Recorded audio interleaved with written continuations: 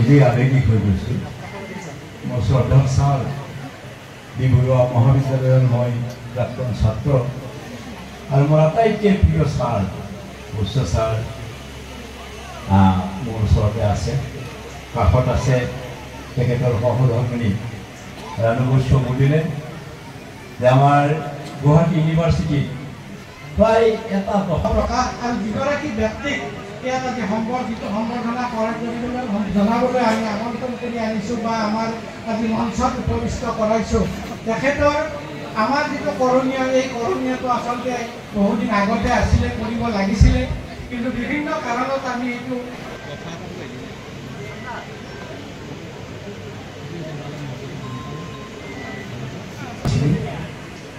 লেখক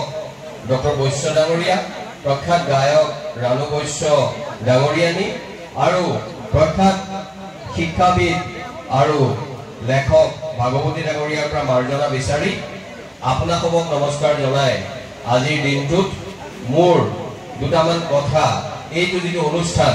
যে হাইদৰ হুছেইন ডাঙৰীয়া যি নিজে এটা অনুষ্ঠান, বিভিন্ন শক্তিশালী মানুহে, ৰাজনৈতিকভাৱে শক্তিশালী, সামাজিকভাৱে শক্তিশালী মানুহে কিছুমান অদৰকাৰী কথা সময়ে সময়ে উজুতি খাই পৰিছে আৰু জাতিটোক উজুতি খাবলৈ বাধ্য কৰিছে। সম্প্ৰীতি সমন্বয় বিনষ্ট হৈছে, উন্মাদনা আহিছে। সেই উন্মাদনা কথাৰ বিপৰীতে বৰি দতৰা এইটো অঞ্চলে অসমৰ মানুহক এটা বাৰ্তা দিছে। এগৰাকী বৰণ্য অসমীয়া, যাক আৰু কোনো বেলেগ অভিধাৰ প্ৰয়োজন নাই, হাইদৰ হুছেইন, তেখেতক সম্বৰ্ধনা যাচিবলৈ তেখেতৰ জন্ম হোৱা গাঁওখনত 1954 চনত স্থাপিত হোৱা বিষ্ণুৰাম মেধি উচ্চতৰ মাধ্যমিক বিদ্যালয়ত আপোনালোকৰ দৰে অসমৰ সকলো দিশৰ পৰা হিত কামনা কৰা সুভাষধাৰী ব্যক্তিৰ উপস্থিতিত মই ভাবোঁ অসমৰ সকলো